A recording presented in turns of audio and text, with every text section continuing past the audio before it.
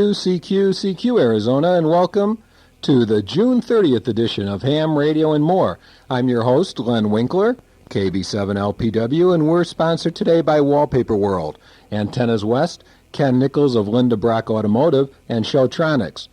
First of all, I want to thank all of you that have sent me your QSL cards. I need all the support I can get. If you have not sent in a QSL card, or drop me a note of some sort, please do so, and I'll enter it into our weekly drawings and send you back a unique QSL card that has KFNN radio and KB7LPW calls on it. Send it to Len Winkler in care of KFNN, 4800 North Central, Phoenix, Arizona, 85012. Send them in as soon as possible, as I need, again, all the support I can get. And also, you have a chance to win each week. Antennas West is giving away a tiger's tail or some other items. So send in your QSL cards today. Today's guest on the DX landline is Dave Blaschke, W5UN from Manville, Texas. Dave, welcome to Phoenix and Ham Radio and More. Hi, Lynn. How are you today? Oh, pretty good. The weather here is about 100 degrees, but the humidity is low. How are you doing in Manville, Texas? Is it about 70 or in the shade? Well, we've got the 100, but it's percent humidity here, Lynn, and our 85 to 90 degrees feels about like 140 because of it. Well, that's why, we have a hot sun, but it's dry heat, so it's just like being in a microwave oven. But really, it's quite nice. The first question I have, people who don't know Dave's involved in a kind of a fringe area in amateur radio, and that is moon bounce. Dave, would you explain to us briefly what moon bounce and what EME is? Yeah, I sure will, Lynn. Moon bounce is nothing except sending radio waves in the direction of the moon, and then hearing echoes coming back. So it's a big passive reflector up there. EME just means Earth, Moon, Earth communications. So what we hams who do this moon bounce or this EME do is we build fairly large antennas with fairly high power, and we use the moon as a satellite reflector. And if it hits one of the big craters on the moon, does that matter? Well, I don't think the antenna aiming is quite that precise, Lynn. When the frequency of interest to me is 2 meters, and the beam path of the antenna is even on the bigger antennas, it can be as big as 3 or 4 degrees, and by the time that signal gets to the moon, a lot of it has already missed the moon, because the moon itself, as you look at it, only has an arc of less than 1 degree. So it's not even going to intercept all the power that is sent its way. It just intercepts a little bit of it. The signal that we hear back is whatever composite reflection comes back. So it's going to be craters, seas, everything else. Who knows? Okay, well, we'll get back to you in a minute, Dave. I have a few things I want to discuss. And our phone number for everybody out there is 241-1510, 241-1510, or 1-800-293-5366, 1-800-293-KFNN, and we'll pay for the call. Again, we're going to be talking about moon bounce and EME, so if people have a question for Dave, please call in at any time, and I'm sure Dave will be anxious to answer it. I know there's a lot of information he has and a lot of really unique things, if you don't know about Dave's setup and everything, that we'll get into. But if you do have a question, by all means, give us a call, 241-1510. I know that many of you did not hear the show last week because you were packing up for field day. On the way down from field day, it was hard to get the program. So I just want to tell you that we had Robert Sutton and Ray Chambers from Army Mars on last week, and they just provided us with a very good show. They explained what Mars is and what they have done. Do you know that more than 175,000 pieces of traffic were passed during Desert Storm, and over 45,000 phone patches were made involving Army Mars and the people involved in Desert Storm. That's really an amazing number. When Bob Sutton, the chief of Army Mars, left here, he gave me a letter that I really want to share with everyone now. People ask me all the time what ham radio, is, and I always tell them it's a hobby, but it's a little more than that. And this letter says what amateur radio can be about. Here's the letter. To subject of the letter of appreciation dated April 16th, 1991, to the Chief of Army Mars, Headquarters U.S. Army Information Systems Command in Fort Huachuca, which is where Robert Sutton is. Please extend my sincere appreciation to your military affiliate radio system Mars operators for a job well done. The dedication and unswerving devotion of the thousands of Mars volunteer operators were outstanding. Their tireless and unselfish efforts contributed significantly to the morale of the hundreds of thousands of soldiers, sailors, airmen, and Marines participating in Operation Desert Storm and Desert Shield. Especially appreciated were the many holiday hours the Mars operators gave up so the troops in the field could call or send messages home. The many highly favorable comments we have received attest to the importance of this service. Again, on behalf of all the troops serving in the desert, thank you for a job well done. You can be justly proud of your contribution to Desert Shield and Desert Storm. And it's signed Norman Schwarzkopf, General U.S. Army. So I just thought I'd pass that along, and 95% of Mars, of course, is made up of amateur radio operators, and that just shows the kinds of things that if all the amateurs would get together behind something and support a project, those are the types of applause that we can get, and the many Mars operators that were involved deserve a round of applause, so I thank you. Also, anyone interested in more information or how to get involved with Army Mars, please call Ray Chambers. He's the state director for Army Mars, and you can reach him at 986-2542, 986-2542 for more information. He can use all the help he can get. The Scottsdale Amateur Radio Club has canceled their July general meeting, so the next one is the first Wednesday in August. Everyone's invited to attend. The Central Arizona DX Association has moved their July meeting from the first Thursday of the month to July 11th at the Para Club. A dinner is planned, but you got to make reservations. The price is right. Only $8.95 for a great dinner. It includes an apple cheesecake for dessert. So call Jack at 978-2027 before July 5th to make reservations. Remember also, July 26th, 27th, and 28th is the Fort Tudhill Ham Fest, the largest ham fest in Arizona. VE testing will take place on Saturday, given by the Scottsdale Amateur Radio Club. Don't miss it. And I received a super review of the Scottsdale Amateur Radio Club Field Day by Lee Finkel, KY7M. By the way, Lee, if you're listening, I'd appreciate it if you'd give us a call at 241-1510 at the end of the show. I'd like to talk to you for a minute if you're on. We'll spend more time on it next week, but suffice to say that the Scottsdale Amateur Radio Club did very, very well this year, up 25.2% over last year. More than 4,300 QSOs and 14,000 points were made. Wow. Maybe good enough for first, I hope. Now that would be something. Thanks again, Lee, for sending the information to me. Appreciate it. Let me take a moment now to talk about Showtronics and then back to Dave Blaschke and Moon Bounce. I can't imagine Dave being able to make all the contacts he has and getting his antenna to aim just right without the help of at least one computer, if not more. And when it comes to computers, the place to go is Showtronics, 1831 West Rose Garden Lane in Phoenix. With more than 15 computers up and working in their showroom and more than 45 trained and knowledgeable employees, Showtronics can answer your every computer questions. 3 more things about Showtronics. 1, their low price guarantee is absolutely super. They'll beat all prices on the same merchandise. As long as they have it in stock, they'll beat anybody else's price. 2, they have free computer classes. It's given by Ellen Shope every Saturday and every Tuesday.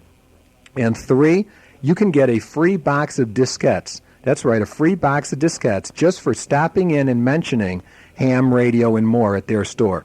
So just stop in, pick up a free box of computer diskettes, just mention ham radio and more. Showtronics, the low price leader for computers. The more you know about computers, the better Showtronics looks. That's Showtronics, 1831 West Rose Garden Lane, 2 miles north of Bell Road off of 19th Avenue. 256-2266, 256-2266.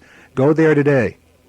So, Dave, now that we know what EME and moon bounce is, tell us when and how you first got involved in ham radio and then into moon bounce. And I know I have a call on the line, Larry, and we'll get to you in a minute. But can you tell us how you got involved in it, Dave? Okay, fine, Len. Well, let me just pass a couple of more things about EME that I neglected to mention, and that is that EME is not your normal sit back in the armchair type communications. It is extremely weak signal work and really requires a set of headphones, a fairly good receiver and front end preamplifier, and a lot of patience and digging out signals out of the noise. But I was first licensed in 1952 as a novice, WN5WZQ. That's when I was born. Yes, I've been in it for a few years here, but we had moved to Midland, Texas in the 70s and for job reasons, and that's where I first became interested in something other than the high-frequency bands and DX. I'd always done DXing and contesting and liked that, but I guess looking around for a new challenge or something in the hobby, I went to a ham fest, and they had a little Yaesu 480, FT 480, a 2-meter transceiver, and I bought that, and that was really my introduction to the VHF spectrum. Mm-hmm. And from that, it kind of progressed, and I got on the E-skip openings, some of the trope openings on 2 meters. It was really interesting to me. And, of course, the next step was going to be I ran across people who talked about moon bounce, and so I decided to give it a try. And to make a long story short, in 1982, I arranged a schedule with Dave Olean, K1WHS, who at that time had the world's largest private 2-meter EME antenna. And I was only running 150 watts at that time to 4 home-brew Quaggy antennas, but we did complete the first EME contact for W5UN. And that was in 1982? That's in 1982, that's correct. Uh-huh. So that was the first of many to follow. Okay. Let me get Larry on the phone. I don't know if he has a question for you or not, but let's get him on one moment.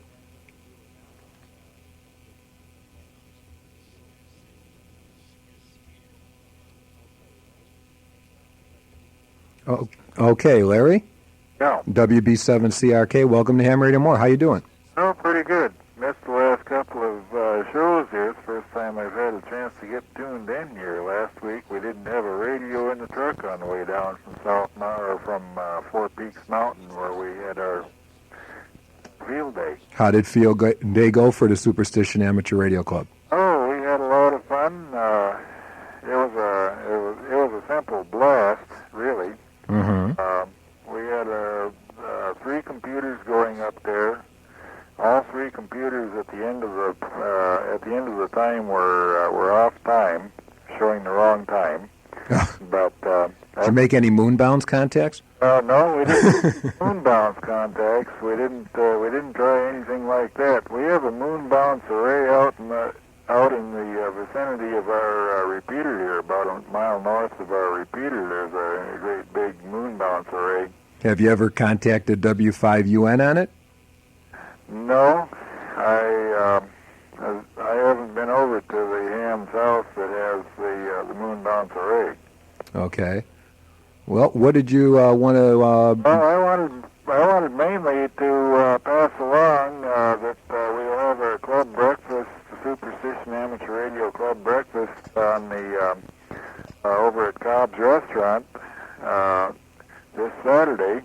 and should be there before 8:30 in the morning. And right now we've got the 147.12 repeater off the air. I brought it down here to the house because we got some minor difficulties in it there. We'll have to get fixed up. So we'll probably be using Ray's repeater on the 146.8, a Chambers repeater, in the meantime. Okay. All right, so you'd appreciate if everybody gets out there this coming Saturday. Yeah, that would be, we'll have our newsletter coming out, and I know I owe you a membership card yet, too. That's true. And that'll be put out with the newsletters there.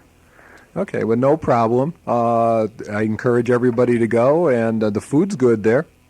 Yeah, it's tasty food out that way, and that's out there just 2 blocks east of Ironwood on the north side of US 60 in Apache Junction. Okay, well, I appreciate your calling, Larry. Ah, And keep listening, and take care, 73s. care and have a good show. Thank you. Bye-bye. Okay, Dave, let's get back to moonbounce. Where were we? Well, I'm sorry because I got way late on that.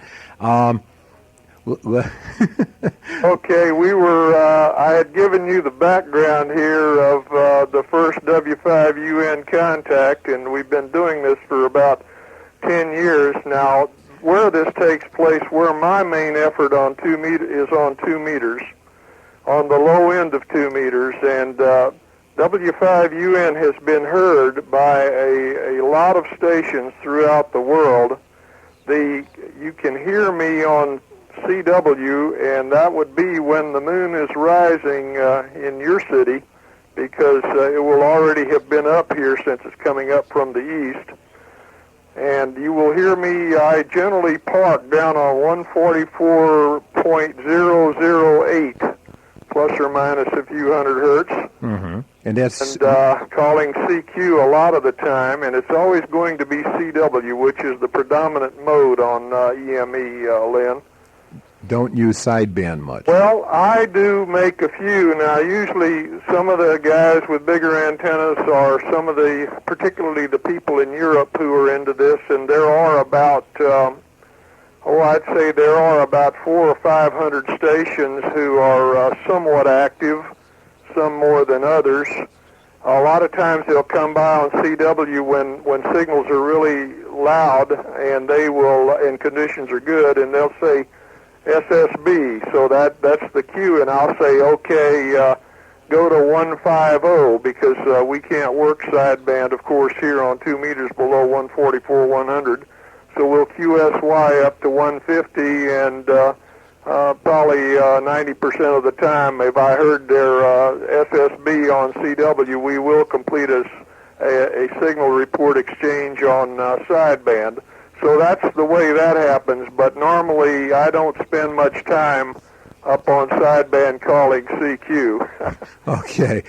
We do have a couple callers, and I think I'll put the first one on, so 1 second here.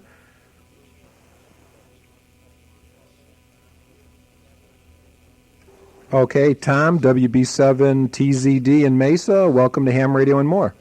Oh, thank you. And do you have a question for Dave? Yes, I do. I experiment in packet radio here on 2 meters, and my question was reference digital communications and moon bounce.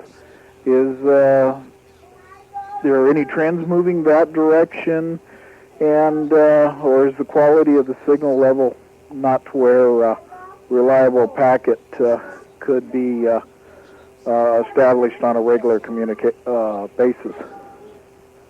Well, yeah, again, I have to say that EME is very weak signal work, and generally the signal level that you will hear with even a good preamplifier at a fairly large antenna or set of antennas will be right at the noise level. I'm not that familiar with what the signal-to-noise ratio requirements are for packet radio. It might be possible to do packet communications between myself and, say, one or two of the larger stations. I know that a couple of the big guns in Europe, DL8, DAT, SM5, FRH, two of them come to my mind.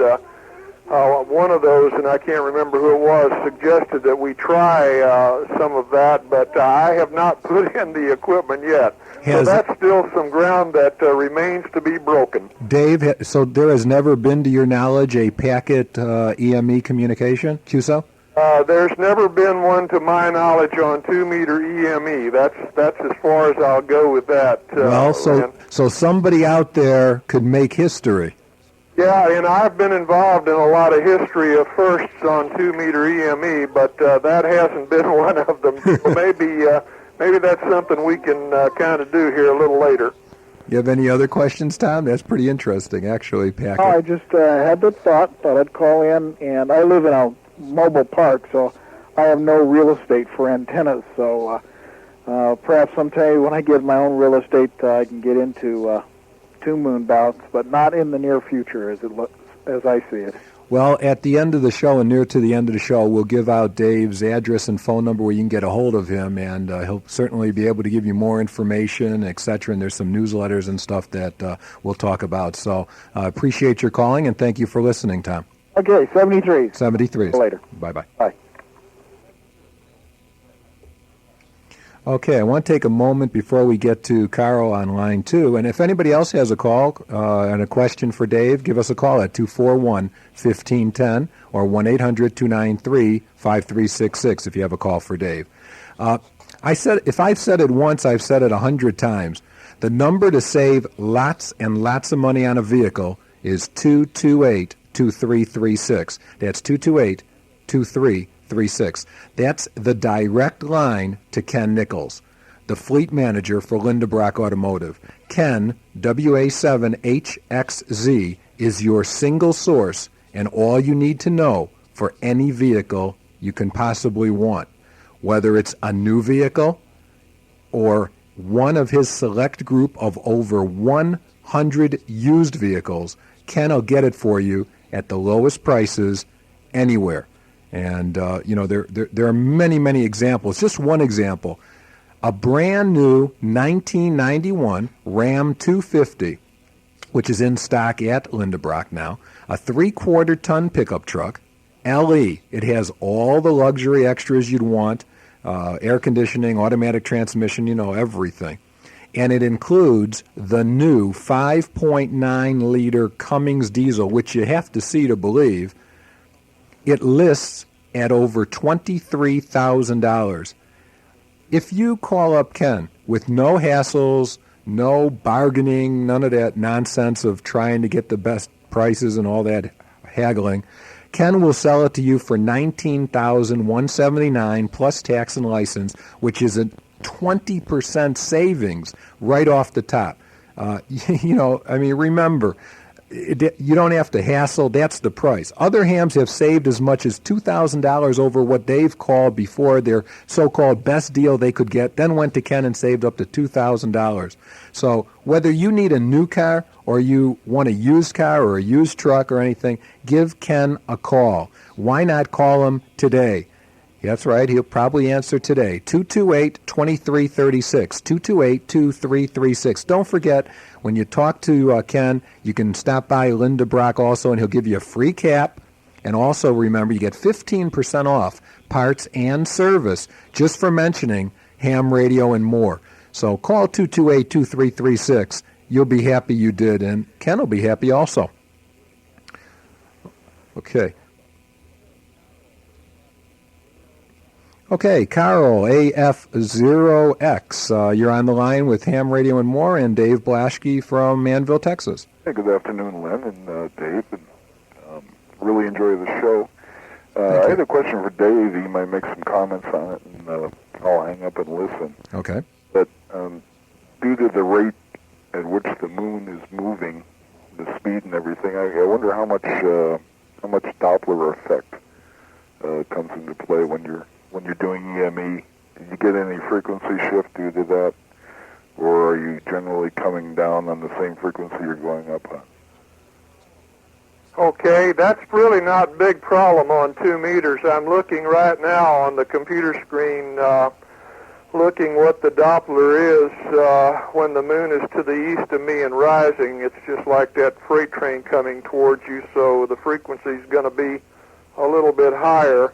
And typically, it will vary. It'll be about 300 hertz higher on the rise, and as it comes to its zenith right over my QTH, it will be right on frequency, and then as it moves to the west, it will go up to a maximum of minus 300 hertz. So it's really not that big a problem on 2 meters. Of course, if you go up to some of the higher bands, it can be a real problem, but I don't work those bands, so no problem with that here. Okay, well, thank you, Dave. Okay, Carl, thanks for calling. Okay, Len. Bye-bye. Okay, Dave, let's get into some of the things that I find extremely interesting. Would you tell me about your the small thing you have in your backyard that you use to direct your signal on an antenna? Okay, I'll be happy to. That's the thing that catches a lot of people's eye around here. I live out in a fairly rural location, and if you ever come by, you'll know why. I have 2 acres here, and one of them is the house, and the other is the antenna. This is an array of Yagis. There are 48 5 wavelength 2 meter antennas on that array. It has a boom length of 155 feet, and if you can visualize in your mind some 3-inch irrigation tubing 40 feet long, there are 12 of those connected along that 155-foot boom, the boom being made out of Roan 25 tower sections. There is a concrete track that I poured. There are 2 vehicle chassis, one on either side of a center rotating pole. So it's not all that high. I guess the whole thing, the highest point would be 50 feet, and it just clears the ground on the bottom. But this is the array that I use. How long did it take? Anyone who's interested in really seeing that, there was pretty good pictures of it in 1989 January QST, and also in this year's 73 magazine, the March issue, Len. Page 46. Page 46, that's right. How long did it take you to build that antenna? Okay, I had an opportunity when we moved back from Midland. I knew the job was going to transfer me back down to this area, so I had about 3 months of planning time. We built our home here. We built our home and moved into it in early April, and I had the antenna on the air and made the first contact in August. And I must tell you that I didn't do much else but build antenna between the end of April and the first part of August.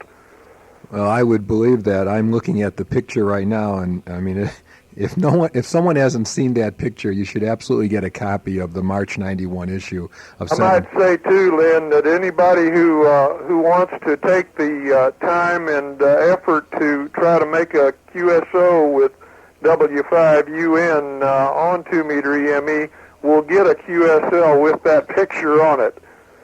Well, we'll all run out and make these antennas just to get that card. Well, you'd be surprised. It really doesn't take the kind of antenna that I've got to make for others to make an EME contact. And in fact, that's why I built this big array, so that I could work people who do not have big arrays. I'm trying to, and am making up for the difference at this end. Well, let's get into that in one moment, what someone needs to get started in EME. The first question is, let's give a trivia question here and see if someone can get an answer. There may be some EMEers out there who will know the answer to this, and you'll win a T-shirt. So Dave, you want to give us the question, and our phone number is 241-1510. Okay, Len. Here's one for the listeners. On the high frequency bands and other bands, there is a reporting system, and it's RSTs. When you work another station, you exchange RST reports. That's not quite the system on EME, and what is the system on EME? I guess that's my question. Okay, so what's the system to confirm a signal report that's used on Moonbounce or EME? And if you know the answer to that question, or you want to take a guess, 241-1510 or 1-800-293-5366, 241-1510 or 1-800-293-5366. Okay, if somebody wants to get started in EME and 2-meter EME, what do you recommend that the beginner do? Because they're probably not going to have, at least not in the Phoenix area, it's bad enough with the antenna restrictions here, to put up a regular tower, let alone put up a 1-acre antenna with 2 pickup trucks to turn it. So what would you recommend that somebody do? Okay, well, let me just tell you the kinds of people. I have gotten a lot of letters and calls from people who really didn't have an EME system per se, but really all you need to make a contact with W5UN is one good Yagi, and I say a good Yagi being one that's maybe 4 or 5 wavelengths long. That would be like up to 30 feet long boom on 2 meters. For instance, the KLM 3219 or the 2M5WL are a couple of antennas that come to my mind, or a homebrew Quaggy will work also, 26, 28-foot long boom. And if you have that, and if you have 150 watts that you can get to the antenna, and I mean that means a fairly short length of coax. Well, just for reference, maybe nothing more than 25 feet of Belden 9913. Mm-hmm. If you have those things, then you have enough signal for me to be able to hear you. For you to be able to hear me, you need a fairly good 2-meter receiver, but any of the commercial receivers will work if you can put a preamplifier in front of it. And again, I've got an old 1019 Mirage 1019 solid-state brick here. It's got a bipolar transistor preamplifier in it. Bipolars aren't very good because they're pretty susceptible to intermod problems, but it's good enough for me to hear my own echoes quite outstandingly. And if you have such, you will be able to hear W5UN when I'm on there and when conditions are correct. And believe it or not, just because you can see the moon up there doesn't mean that the signal is going to be there all the time. There are many factors that affect signal strength. Mm-hmm. Okay. We have a winner. We have a winner, and let me get him on the phone. 1 second here. Carl, AFOX, I just talked to you. Yes, I win. Welcome again to Ham Radio and More. So you must be a moon bouncer. Well, I've got some friends that are pretty actively involved in it. So. Do you do it at all? No, I don't. I'm about to. That sounds like kind of a challenge that there's never been any EME done on packets. So. Well, we're going to get your name. Maybe Dave, do you have a packet station? No, I don't have it yet, but we're going to have to get set up here to do some data transfer. That's for sure. Yeah, because you don't want to not be the first. Now there's going to be a race on in Phoenix to set this record. Anyway, Carl, what is the answer to the type of RST reports that are done on EME? Oh, I understand it's called the TMOR system. Okay. Where T being just detectable signal and R being the other extreme where report and call sets have been received. All right. Well, that is correct. Dave, you want to explain that, elaborate it a little more, what the R's and the O's all mean? Right, he's got the M's, O's, R's, and T's. Although in recent days on 2 meters, no one ever uses the T anymore. It caused total confusion because T meant I heard something, but I couldn't figure out what it was. M's are not used either for the same reason. M's meaning, well, I heard part of the calls, but I didn't get enough to make a QSO out of it. O's being sent meant I heard it all. I got complete calls. And, of course, R, it means the same thing as it does on any other band. It means, Roger, I've got it. So that is the correct answer, although we don't really use M's and T's anymore on 2 meters. Okay, well, Carl, I appreciate your calling. You'll win, and they'll contact you from Sundrop, nice Sundrop T-shirt. And, of course, you know, I'm sure, that Sundrop is the Goodwill Ambassador for Arizona.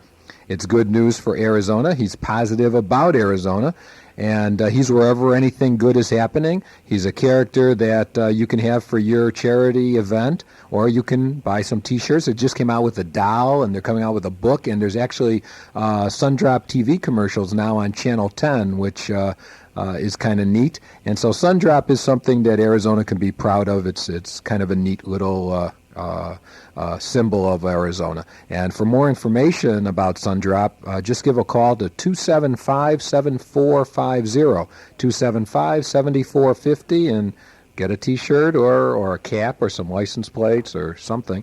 But, Carl, you'll get a T-shirt, and they'll be contacting you. And thanks again for calling in and listening, and good luck on setting the record on Moonbounds, being the first one to do a packet QSO. Okay, thanks, Len. I'll wear that shirt with pride. Okay, Carl, thank you. Bye-bye. Okay, let me take one moment to talk about Jim Stevens. I don't think Jim Stevens, KK7C from Antennas West, carries in stock any antennas quite as large as Dave W5UN's. I'm sure he has a lot of antennas in stock, but I doubt if he has one quite as large as Dave's is. But Jim does carry some great antennas in his own right. He manufactures the famous QRV DX half square, which was written up in 73 magazine just a few months ago. It's made for 10, 15, 20, and even 40-meter bands, plus the WARC bands. It works great, plus it's easy to conceal for all of you with antenna restrictions. I know that Dave probably has that problem, and a lot of antenna restrictions. That's why he has such a small antenna. He has the Jim also has the Omniloop antenna, which covers the 10 to 160 bands. He also carries the well-known Wyndham antennas. He prints QSL cards as fast as in one day. Has available the very popular Tiger's Tail, which everybody should know about by now. And Antenna West also sells solar power panels and supplies. He has a special deal this week for a 10-watt solar panel made entirely in the United States. It comes with a 10-year warranty, it's unbreakable, and weighs less than a loaf of bread. He normally sells them for $169, but this week, if you mention ham radio and more, you'll pay $140 delivered, a savings of over $30. And while you're at it, order a Tiger's Tail or two, or just call Jim up and have him send out some information packets to you. Antennas West, it's a great company to deal with. Jim Stevens is a great guy to talk to. He's been a guest on the show a couple of times. He has good prices, great products made by them, and technical support too. So give them a call first thing tomorrow. Antennas West at 1-800-926-7373. 1-800-926-7373. Now write that number down. 1-800-926-7373. Okay. How much power, Dave, do you generally put out at your station without talking about the radiated power yet? Okay, well, I run the legal limit on 2 meters, Len, which is 1,500 watts. Okay. And what is the smallest amount of wattage you've ever put out, or have you ever tried it, QRP? On my own antenna and being able to receive my echoes, which, by the way, take about 2 to 3 seconds to return. I can key down and then key up and listen to my call come back. Uh-huh. I have heard it transmitting 1 watt here. Wow. Okay. So before we get to the 1500, if you put out 1 watt, what do you estimated your radiated power is with just the 1 watt going out of your cell? 1 watt, let's see, I got to do some mathematics here, but the array is about 30.5 dB reference to an isotropic, so I would say 1 watt would be a little over 1,000 watts of radiated power. And with your 1,500 watts? Well, 1,500 times 1,000, what is that? That's over $1.5 million. Right. Of Okay. ERP, $1.5 million watts. That's right. Well, so you're a real station. Okay. I have a question. I heard that you, and if anybody else has a question, we have some open lines, so call 241-1510 if you have a question for Dave. I heard you had something to do with AMSAT, Oscar 17. Tell us what you did for AMSAT and why they selected you to do it and what you did. Okay, fine. Well, AMSAT had, there's a satellite they had put up. Its name is Dove, and those satellite buffs probably know more about this than I do, but I don't usually work the satellites that much. But I got this call one evening and saying, hey, we think maybe you could help us if you would be willing. And I said, well, what's the problem? And the satellite receiver had got locked up on its own transmitter, and so they could not access it from ground control. They called me because they believed that I could point the array at it and perhaps pump enough power to capture back the receiver. And in fact, that is exactly what we did. To make a long story short, that got done. And, of course, then I was really surprised. The AMSAT convention they had in Houston last fall, about 50 of the folks came out here to look at the antenna, and when they did, they honored me with a little plaque for this satellite recovery, so it was quite an experience. That's kind of neat. I'm wondering when NASA is going to call you. How many people are involved? How many stations would you guess there are in the United States or across the world on EME that are experimenting with it? Okay, well, there's probably 200, 300, 400 fairly active stations worldwide, and probably, believe it or not, the greater number are in Europe. And I know those of you who have listened on HF, you'd think a lot of Japanese would be active, but I haven't worked all that many. I think maybe 8 or 9 Japanese stations, and I've worked a total of 1,460 different stations in 106 countries, and in fact, my wife and I flew to Newington, Connecticut in January to receive the first and only 2-meter DXCC. Those 2-meter operators, try that one. Go. Well, you got to get 322 confirmed countries out of that. Yeah, right, to make the honor roll, I guess. Huh? Well, I guess the 323, I think it is now, to hit every DXCC country. I think they just added one. But what do you think is the reason that there's a majority of stations in Europe and not in the United States? Well, I think, of course, there's probably a pretty good representation here in the States, but in Europe, 2 meters has been a bigger deal because there's so much communications goes on between all the countries. If you think about Europe, it's a fairly small area, and when you get on 2 meters over there and you have Tropo or you have eSkip, you can talk to 30 countries fairly easy. They've got a lot of contests, so there's a lot of interest in it over there, and I think some of the larger and more intense stations just decided to go on with EME to see if they could increase their country totals. When you talk to someone or on CW or even on sideband once in a while, what do you ever have any long QSOs, or are they like 1 minute, or what is the normal length of time? Typically on CW, we just make a QSO long enough for the exchange of information required, because it's pretty difficult to get a lot of information without having a lot of repeats. But typically I will call, well, they have what's called a 2-minute sequence. There's two ways to make QSOs. One is to schedule, and the other is to make random. All stations rarely try random. Their CQs just don't get heard. But if you run a schedule, you do it on the 2-minute sequence. One station transmits for 2 minutes, and the other one receives, and then it reverses. And those usually run 30 minutes or 1 hour. When I'm on the low end doing random work, I call CQ for a minute, and then I listen for a minute. So I'm on the 1-minute sequence normally in random work. Okay. I'm going to have Ray come in here in a minute and draw a QSL card out of my list here to see who is going to win a Tiger's Tail for this week.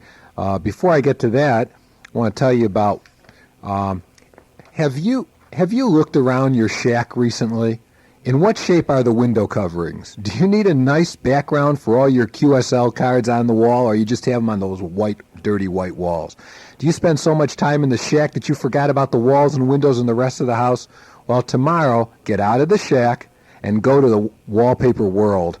There's got to be one near you. They have all you will ever need to dress up your house and your radio shack. From wallpaper as low as a couple dollars a roll to a vertical blind for an Arcadia door as low as $62 installed, Wallpaper World has it for you. What can be better than putting your QSL wallpaper on top of some beautiful Wallpaper World wallpaper? Sounds like a good idea, right? Remember the important things. Wallpaper World has the lowest price on wallpaper orders anywhere in America, and they guarantee it. They manufacture their own verticals, mini blinds, pleated shades, and custom wood shutters, so there are no middlemen charges involved. It's factory direct. And also, number 3, mention ham, radio, and more, and save 10% off their lowest prices. Even if they're running a special sale and you mention ham, radio, and more, you'll get an extra 10% off their low discounted prices. Stores throughout the valley, in Scottsdale at Camelback and Scottsdale Road, in Northeast Phoenix at 40th Street and Greenway, Northwest Phoenix, 43rd Avenue and Bell, in Central Phoenix at 30th Avenue and Thomas, and in Chandler at Dobson and Elliott. And don't forget about their new store in Mesa at Stapley and Southern. Wallpaper World, their number 678-1234, 678-1234. They make selecting decorating products an enjoyable experience. So check them out, Wallpaper World. And Ray, when he gets back in the studio, will come over here. I haven't seen him for a minute. In the meantime, Dave, tell us about your EME Sky Moon program. Okay, Len. Well, Sky Moon is a software program that I use to track the moon and to do many other things for 2-meter EME work. And this is a program that runs on a IBM-compatible PC. It is a graphical. It's got the world map. It shows the moon, its rise, set line. It shows the sun if you want to see that. It shows the direction of the moon. You can select another station anywhere in the world if you want to see what his situation is as far as being able to see the moon. So I found it something that I needed it really came during a contest. A thought occurred to me. I was setting during the EME contest, which, by the way, occurs every October, November, one weekend each of those months. I was sitting there sending CQ after the moon had set in Europe, and there wasn't a whole lot of activity. And I kept wondering, I wonder who in the world can see the moon, literally. I wonder if it's up in Japan. I wonder if it's up in Australia. Well, that gave me the idea for writing the program, so we wrote it. It's being used throughout the world now by many hams who are on EME, and we sell it here. My wife is the CEO, so and that's something that that's my compromise here for putting my time into EME. But for anybody interested in that, we'll be very happy to sell it. I think we sell two versions. The one that I would recommend runs only on a VGA monitor in high resolution, so it's that one is $50. But if one doesn't have has only say a CGA or an EGA, we do have a kind of a Sky Moon Junior version that'll run on those for $40. Mm-hmm. But this is the program that I'm sitting here right now and looking at, and in fact telling your listeners in Phoenix that if they want to hear me, probably the best opportunity to do that, the first best opportunity, will be on July the 13th, which is a Saturday morning at 14:45 Zulu. Your moon will be rising, and I'll be sitting there either working somebody in Europe or calling CQ. When you say moon rising, it sounds like a horoscope. Well, and okay, why don't you give us, and then we can do it again at the end of the hour, give us your address and phone number where you'd like them to contact you if they'd like a copy of the Sky Moon program, or if they just want to get some more information about EME. That's right, or if we're just making a schedule or something. I'm a working guy just like most others, so I can't dedicate all my time to this, but I'm very willing to work with those people who really are serious about wanting to make their first contact. My telephone number is area code 713-331-4200, and my address is 9102 Kings Drive in Manville, Texas, and the zip is 77578. And so anybody that is interested or even contemplating getting on EME, probably one of these programs would absolutely help you a lot, because it's from a veteran. I mean, 1982, you've been doing it for almost 10 years now. Okay, Ray was kind enough to come in here and pull out a QSL card, and actually it's a little bit of a letter in here, but it came from W7HT. Merrill G. Stiles, and he lives in Tucson, Arizona. And I appreciate, Merrill, you're sending this letter in, and you're the winner of a tiger's tail, basically for 2 meter HT. That's pretty good. Your call letters end in HT, and the tiger's tail is for an HT, a 2 meter HT, and it will absolutely increase your gain and your on your receive and on your transmit by between 2 to 3.5 dB. So that's a courtesy of Antennas West in Provo, Utah. Jim Stevens, 1-800-926-7373. So we'll get you out a tiger's tail in the mail. If anybody has any calls, we have a couple more minutes left to ask questions of Dave Blaschke. I have a couple of things, though, to ask you, Dave.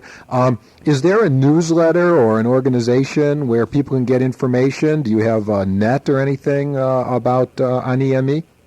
Yeah, there is, Len. In fact, probably the first place that you would want to listen is on 14345, 20 meters, 14345, beginning around 1730 Zulu on Saturdays and Sundays. We have the 2 meter EME net on that frequency, and it will last anywhere from 1 to 3 or 4 hours, depending on traffic. And VE7BQH in North Vancouver is the net control. I check into that net quite often. There's kind of an informal group that gets on in the mornings around 1100 Zulu, kind of on the way into work type thing, but a few EMEers will gather, and during the fall and winter months when propagation is into Europe, then we'll have some of the European EMEers join us there too. Mm-hmm. There's also a 2 meter EME newsletter that is published by John Carter, K0IFL, and John is at P.O. Box 554 in Union, Missouri, 63084. Okay. And So to listen to one of those, or you could, does that publication or that newsletter, he has a subscription you can get, and does it come out Yes, monthly? it does. In fact, if you write, or in fact, John's got a telephone number too. He's at area code 314-742-4879. And if you contact John, he does have a subscription, fairly low cost, just enough to cover his costs. And it's about a 3 or 4 page, very just kind of stapled together newsletter of the different people who's working who type newsletter. Okay. And again, let's before the end of the hour, let's go over Dave's address. If you want to get in touch with Dave Blaschke, he can be reached at 9102 Kings Drive. That's 9102 Kings Drive in Manville, Texas, and the zip is 77578. And his phone number is area code 713-331-4200. 331-4200. What is like one of the stranger contacts you've ever made, or have there ever been a real strange contact? Well, all contacts that I make on EME are extremely exciting to me, Lynn, that's for sure. But probably some of the most noteworthy would be CE0ZZZ from Juan Fernando. John Fail, KL7GRF, one of the satellite guys, went down there on an expedition. He just had a satellite antenna and a solid-state brick, and we did complete a QSO on schedule. Another one that week before last, I untied the antenna and called CQ, and Zulu Bravo Zero Tango in Gibraltar called me out of the blue totally unexpectedly for a new country. That is a rarity. Well, I thank you, Dave. The hour went rather rapidly. I appreciate all the calls, and I appreciate everybody that listened. And I want to thank Dave for being on the show. I want to thank my sponsors, Ken Nichols of Linda Brock, Showtronics, Wallpaper World, and Antennas West for sponsoring the show. And until next week, this is KB7 LPW, Len Winkler, and we'll be clear. And 73's Arizona.